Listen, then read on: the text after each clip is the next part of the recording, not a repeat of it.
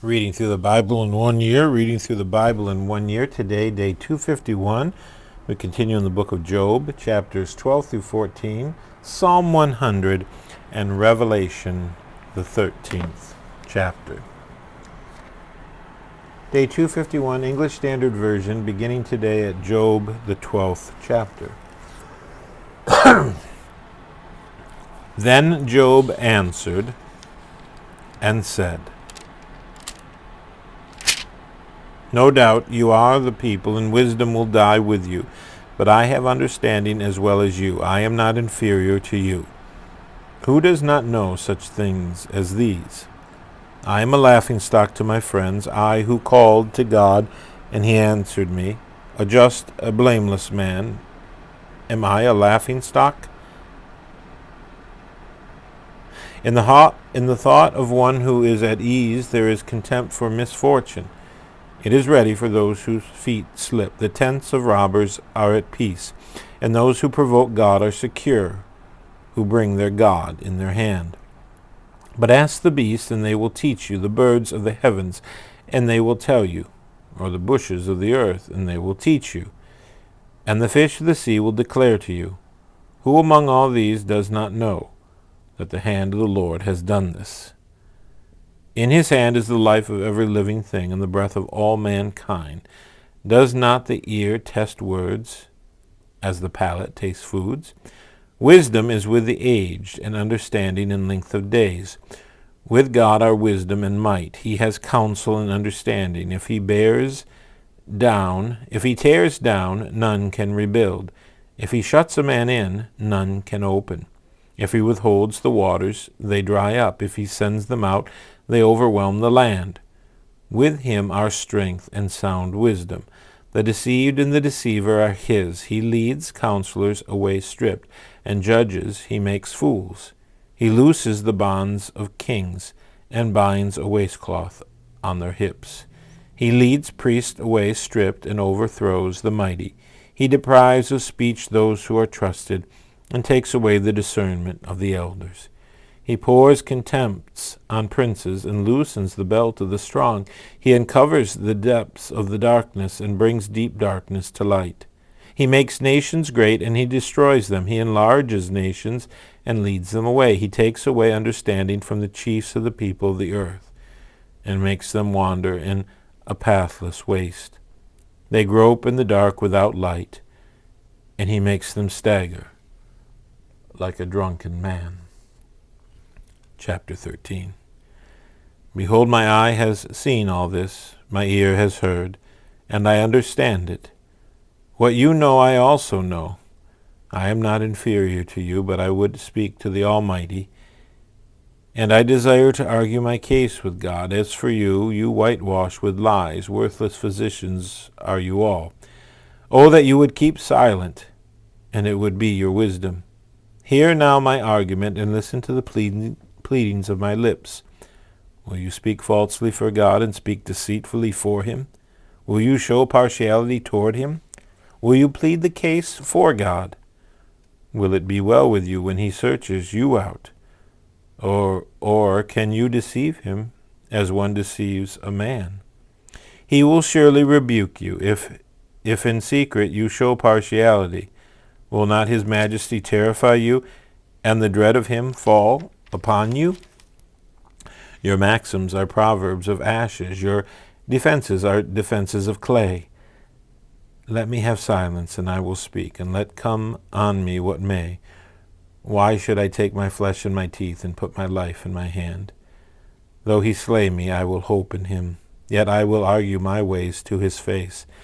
This will be my salvation, that the godless shall not come before him. Keep listening to my words, and let my declaration be in your ears. Behold, I have prepared my case. I know that I should be in the right. Who is there? Who will contend with me? For then I will be silent and die. Only grant me two things. Then I will not hide myself from your face. Withdraw your hand far from me, and let not dread of you terrify me. Then call, and I will answer. Or let me speak, and you reply to me.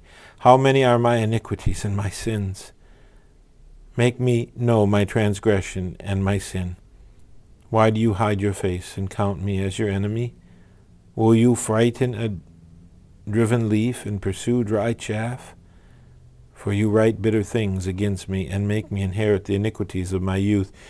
You put my feet in the stocks and watch all my paths. You set a limit for the soles of my feet. Man wastes away like a rotten thing, like a garment that is moth-eaten. Chapter 14. Man who is born of a woman is a few of days and a full of trouble. He comes out like a flower and withers. He flees like a shadow and continues not. And do you open your eyes on such a one and bring me into judgment with you? Who can bring a clean thing out of an unclean? There is not one. Since his days are determined, and the number of his months is with you, and you have appointed his limits that he cannot pass, look away from him and leave him alone, that he may enjoy, like a hired hand, his day. For there is hope for a tree, if it be cut down, that it will sprout again, and that its shoots will not cease. Though its root grow old in the earth, and its stump die in the soil, yet at the scent of water it will bud and put out branches like a young plant. But a man dies and is laid low. Man breathes his last, and where is he? As waters fall from a lake, and a river wastes away and dries up, so a man lies down and rises not again. Till the heavens are no more, he will not awake or be roused out of his sleep. Oh, that you would hide me in Sheol, that you would conceal me until your wrath be past, that you would appoint me a set time and remember me. If a man dies, shall he live again?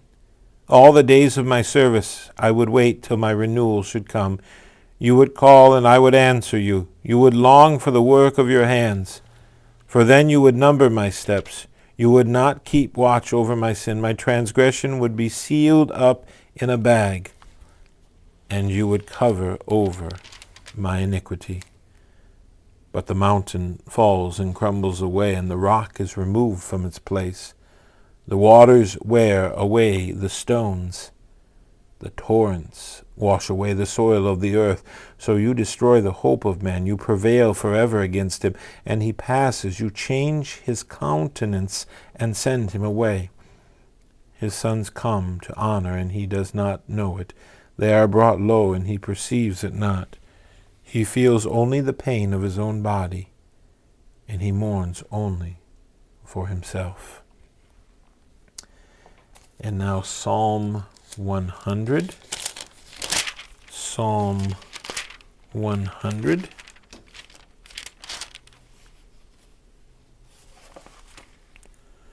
Make a joyful noise to the Lord, all the earth. Serve the Lord with gladness. Come into his presence with singing. Know that the Lord, he is God. It is he who made us, and we are his. We are his people and the sheep of his pasture. Enter his gates with thanksgiving and his courts with praise. Give thanks to him. Bless his name. For the Lord is good. His steadfast love endures forever, and his faithfulness to all generations. Revelation, the 13th chapter. And I saw a beast rising out of the sea with 10 horns and 7 heads, with 10 diadems on its horns and blasphemous names on its heads. And the beast that I saw was like a leopard. Its feet were like a bear's, and its mouth was like a lion's mouth. And to it the dragon gave his power and his throne and great authority. One of its heads seemed to have a mortal wound, but its mortal wound was healed, and the whole earth marveled as they followed the beast, and they worshipped the dragon, for he had given his authority to the beast, and they worshipped the beast, saying, Who is like the beast, and who can fight against it? And the beast was given a mouth, uttering haughty and blasphemous words, and it was allowed to exercise authority for 42 months. It opened its mouth to utter blasphemies against God, blaspheming his name and his dwelling, that is, those who dwell in heaven. Also, it was allowed to make war on the saints and to conquer them, and authority was given it over every tribe and people and language and nation. And all who dwell on earth will worship it, every one whose name has not been written before the foundation of the world in the book of the life of the Lamb who was slain. If anyone has an ear, let him hear. If anyone is to be taken captive, to captivity he goes. If anyone is to be slain with the sword must he be slain. Here is a call for the endurance of the faith of the saints. Then I saw another beast rising out of the earth. It had 2 horns like a lamb, and it spoke like a dragon, and exercises all the authority over the first beast in its presence, and makes the earth and its inhabitants worship the first beast whose mortal wound was healed. It performs great signs, even making fire come down from heaven to earth in front of the people, and by the signs that it is allowed to work in the presence of the beast, it deceives those who dwell on earth, telling them to make an image for the beast that was wounded by the sword and yet lived.